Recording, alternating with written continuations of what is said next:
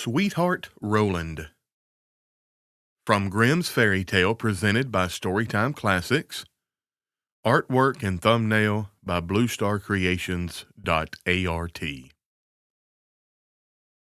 There was once upon a time a woman who was a real witch and had 2 daughters, one ugly and wicked, and this one she loved because she was her own daughter, and one beautiful and good, and this one she hated because she was her stepdaughter.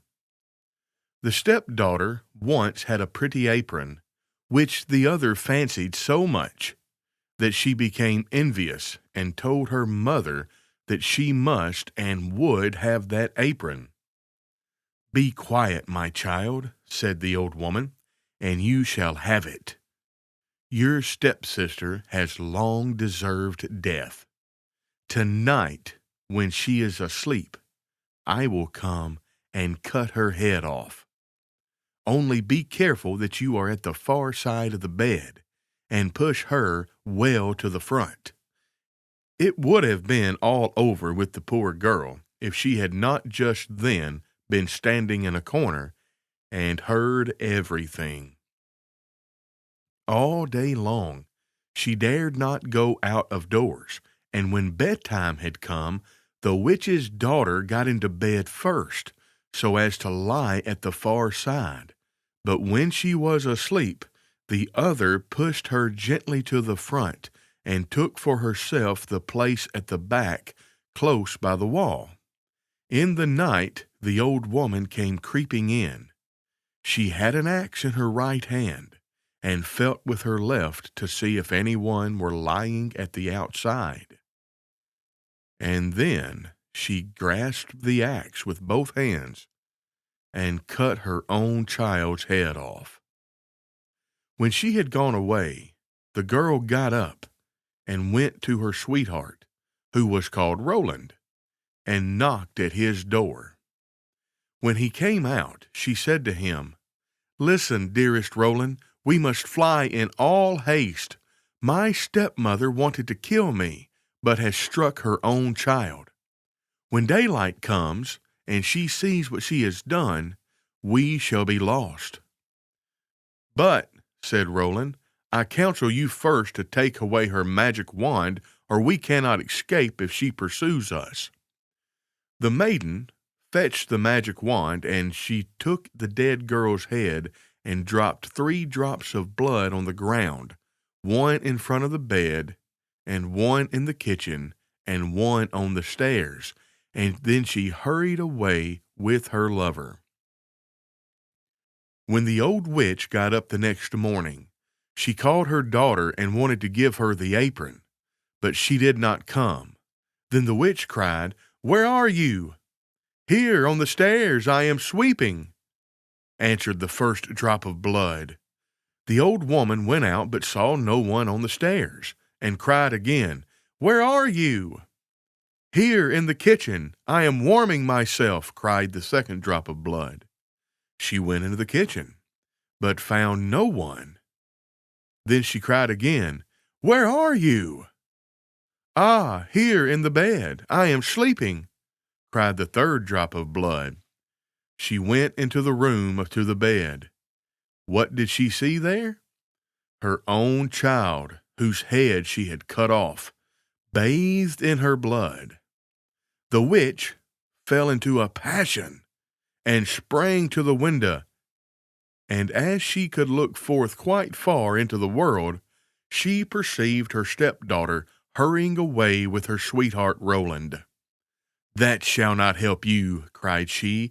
"Even if you had got a long way off, you shall not escape me."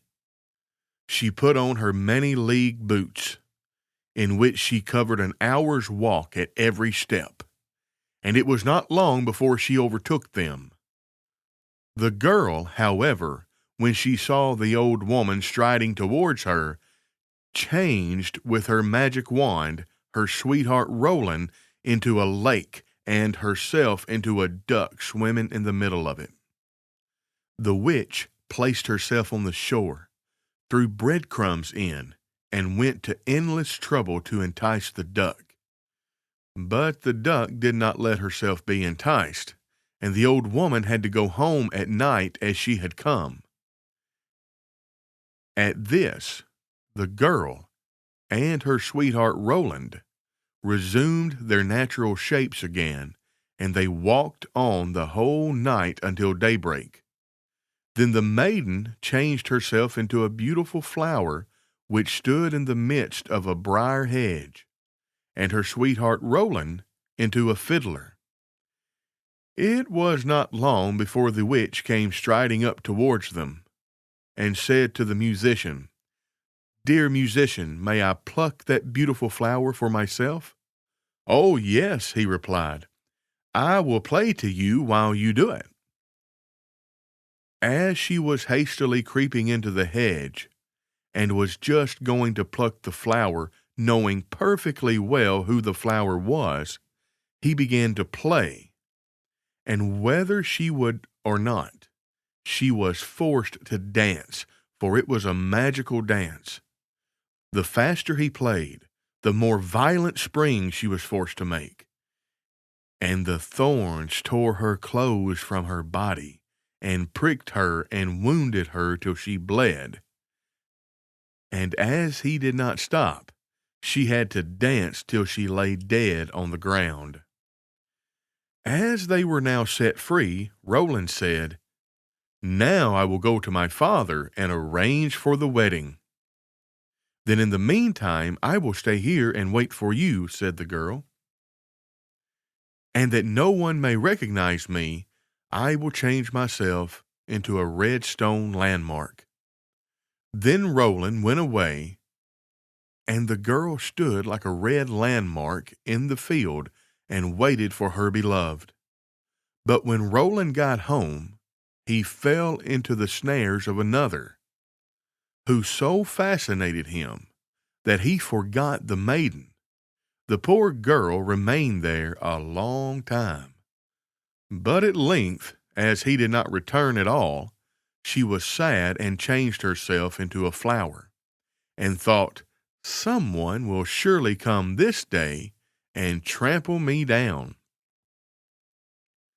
It befell, however, that a shepherd kept his sheep in the field, and saw the flower, and as it was so pretty, plucked it, took it with him, and laid it away in his chest.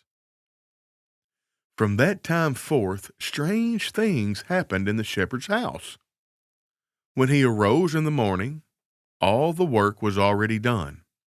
The room was swept, the table and benches cleaned, the fire in the hearth was lighted, and the water was fetched.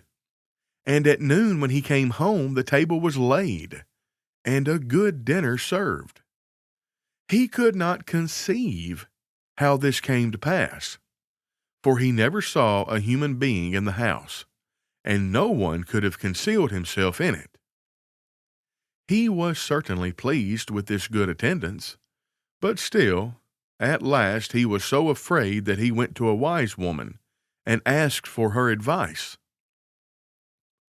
The wise woman said, "There is some enchantment behind it. Listen very carefully some morning if anything is moving in the room, and if you see anything, no matter what it is, throw a white cloth over it, and then the magic will be stopped." Well, the shepherd did as she bade him. The next morning, just as day dawned, he saw the chest open, and the flower came out. Swiftly he sprang towards it and threw a white cloth over it. Instantly the transformation came to an end, and a beautiful girl stood before him, who admitted to him that she had been the flower, and that up to this time she had attended to his housekeeping. She told him her story, and as she pleased him, he asked her if she would marry him. But she answered no, for she wanted to remain faithful to her sweetheart Roland, although he had deserted her. Nevertheless, she promised not to go away, but to continue keeping house for the shepherd. And now the time drew near when Roland's wedding was to be celebrated. And then, according to an old custom in the country, it was announced that all the girls were to be present at it and sing in honor of the bridal pair. When the faithful maiden heard of this, she grew so sad that she thought her heart would break, and she would not go thither. But the other girls came and took her. When it came to her turn to sing, she stepped back until at last she was the only one left, and then she could not refuse. But when she began her song and it reached Roland's ears, he sprang up and cried, "I know that voice! That is the true bride! I will have no other." Everything he had forgotten and which had vanished from his mind had suddenly come home again to his heart. Then the faithful maiden held her wedding with her sweetheart Roland, and grief came to an end, and joy began. The end. We hope you've enjoyed this presentation of Storytime Classics. We hope you've enjoyed the artwork from Courtney at bluestarcreations.art. Be sure and give her website a visit to see what else she has to offer. And please hit the subscribe bell and follow us and stay tuned for more stories from Storytime Classics.